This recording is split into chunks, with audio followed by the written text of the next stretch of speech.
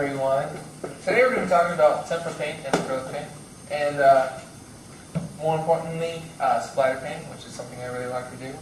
And so let's get started. Right now what I'm doing is just basically getting all the paint out, and I guess when you're working with little kids, you're going to have to do that for them, or at least help them do it.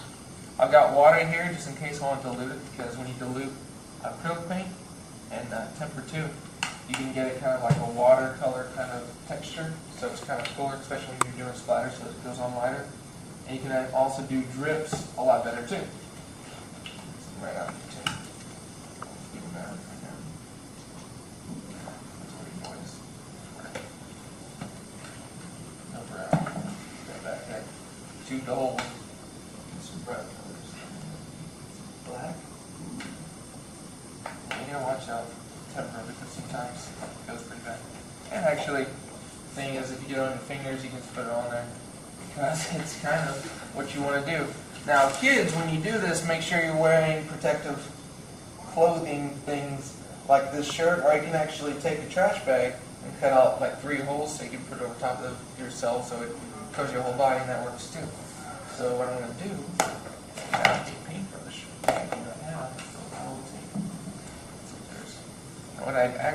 I wanted to use these because I was thinking what you can do is that you can use all kinds of different objects like fly swatters, scissors, or you can go outside and get rocks and sticks and use those for your splatter thing. So what I'm going to do is just follow with a lot of paint and just start.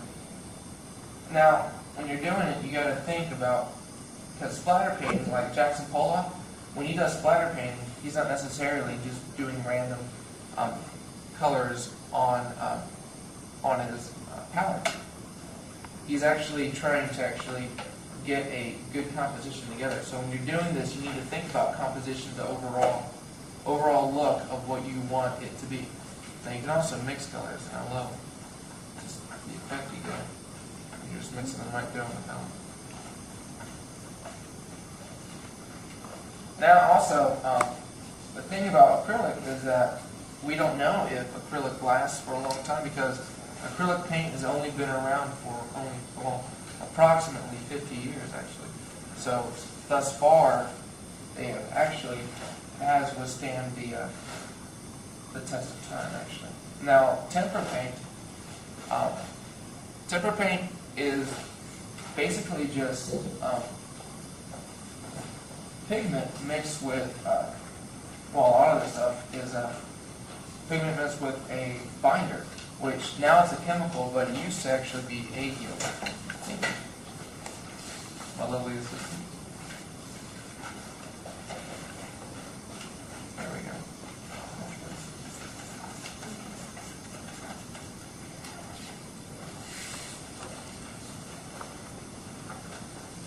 But now they do a whole lot of paintings with the tempera paint. That's for like some of the cleanest stuff to use too, even though if you, I guess this is for the teacher out there, if you catch the paint as quick as you can when it gets on the kids' clothes, you can probably get it out, but after a little while it dries. And the good thing about acrylic is that acrylic doesn't take very long to dry. Within a couple of hours, something like this, totally be dry. So I want to give it just 9 after I line. You kind of get like really long streaks, so I'm going to try to do something different. Also, this is another thing I like to do. This is really messy, kids, but what I like to do is stand it up sometimes, and also try to get some runs to go. It's really cool. See how many different kind of runs you can get. And I like to blob it on there too, because it's a lot of fun when you blob paint, because it's all splatters like that.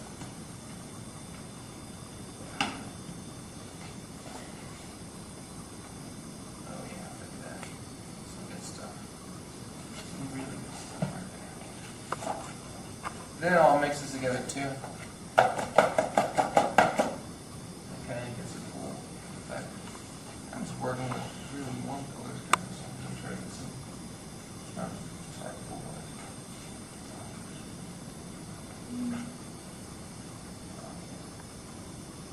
You gotta watch out too that when you mix all the colors together, you kind of start getting like a nasty brown color, so it's good. So also, when you're doing this too, of course, lay out newspapers and stuff so that you do not get all of your tables and nice clean floors and stuff like that.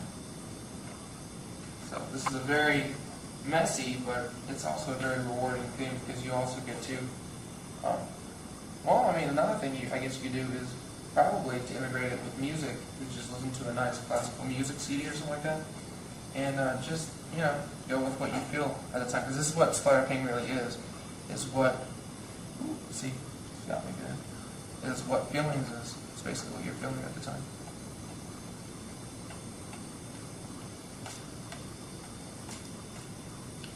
Kind of gory, actually.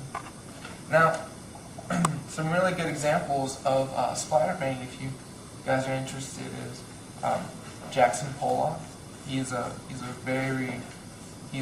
of my favorite when it comes to splatter painting. So check him out if you can. Nice orange right